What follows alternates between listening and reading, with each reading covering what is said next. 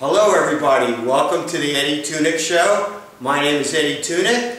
Tonight, I'm really excited tonight. We got a great guest tonight. He's a comedic actor.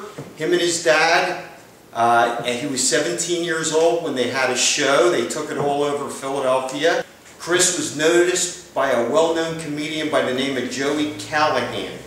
Joey asked Chris to join him on a stand-up tour with the Lads of Comedy and the Irish American Experience. What happened was that Chris toured with the Lads of Comedy throughout Philadelphia, Chicago, New Jersey for a long period of time, honing his skills doing stand-up comedy and sketches. Chris is billed as the Riot who needs a diet, and he has 12 years experience doing stand-up, where he actually performed all over the East Coast to perfect his act.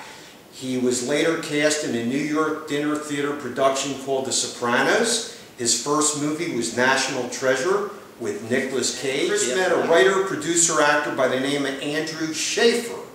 Andrew immediately cast Chris in a movie called Kids in America, and right now Chris continues to perform all over the East Coast. He opened for such national acts as the Reverend Bob Levy from the famous Howard Stern Show, Mr. Wildwood Days, Bobby Rydell, and the last comic standing with Josh Blue. He just made a movie yet to be released entitled 99% Sure. That's one of the things we're going to talk about tonight with him. And he was recently cast in the lead role as Don Gio in the play titled Don Gio. Welcome to the show, Christopher Morris. Thank you, Eddie. And that made me look like I did a lot of stuff. Well, you did. You got a lot of experience. Thanks. Good that we're interviewing in this back alley. Very nice. Let me ask you a question. When did you first get interested in comedy, Chris? That's when I was 8 years old, actually. That's the first time I ever got it by. I went and saw a guy by the name of Cozy Morley down in Wildwood. Yes. And my dad took me to see him one night. All the kids wanted to go to Boardwalk, and so did I. And so we're going to go see my friend. So we went over, and it was Cozy.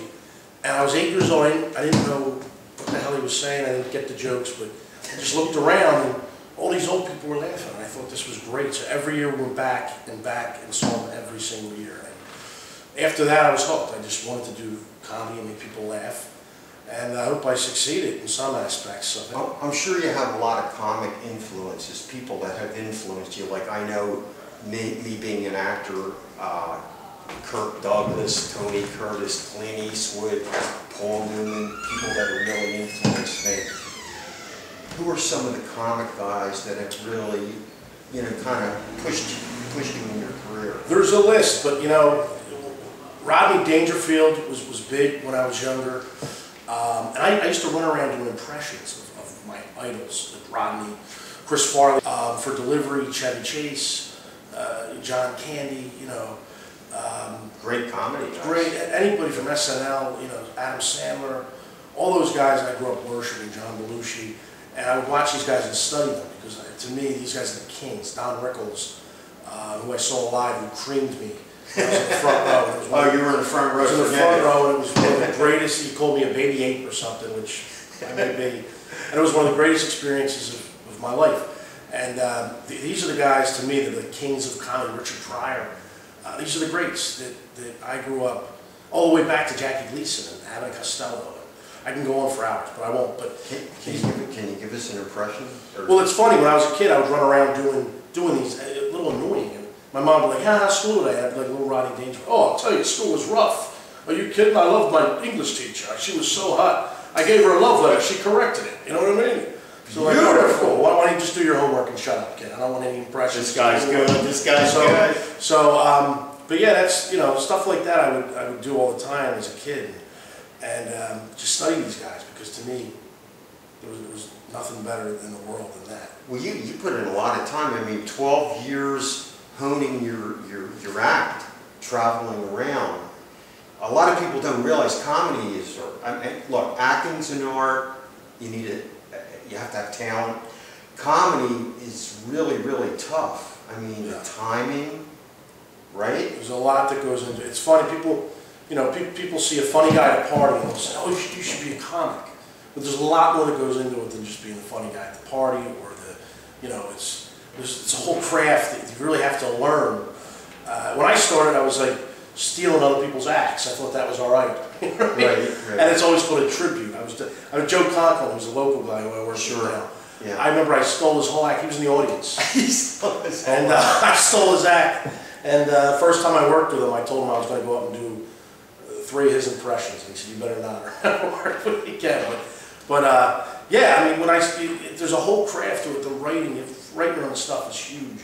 The stage presence, the knowing how to word a joke, you know, craft a joke, and to hit them, and all the energy you need once you get up there. You can't get up there, you know.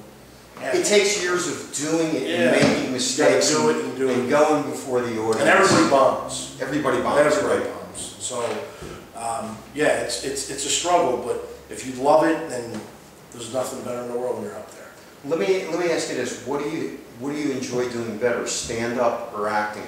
That's a great question. Stand up acting. I love acting because I love,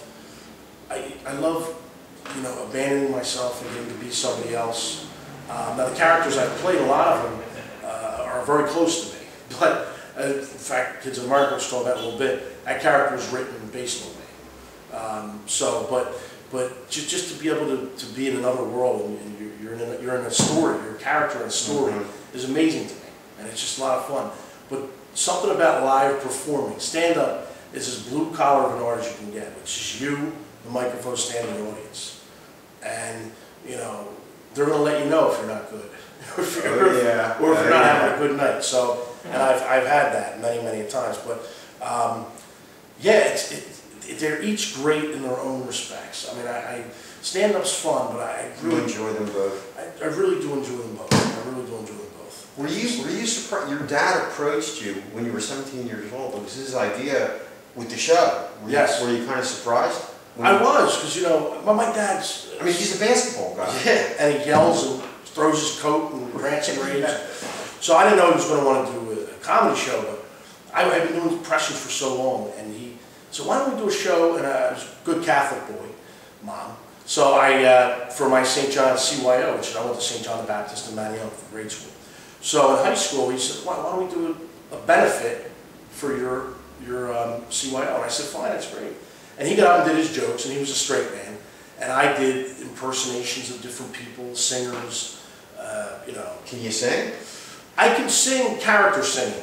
You know what I mean? Like if it's a certain I'm not Pavarotti or anything. I have the body of Pavarotti, but I don't have the voice. And so I can't get up there and, you know, belt one out like an amazing song. But rock and roll, bluesy type stuff. I remember I would do the Blues Brothers, actually. I would do John Belushi when I was growing up and sing those kind of songs. Pop, rock, you know, that kind of stuff. So I have an okay voice, enough to get me by if I'm singing or doing an impression. Louis Armstrong is one of my best singing voice impressions. Can you do one right now?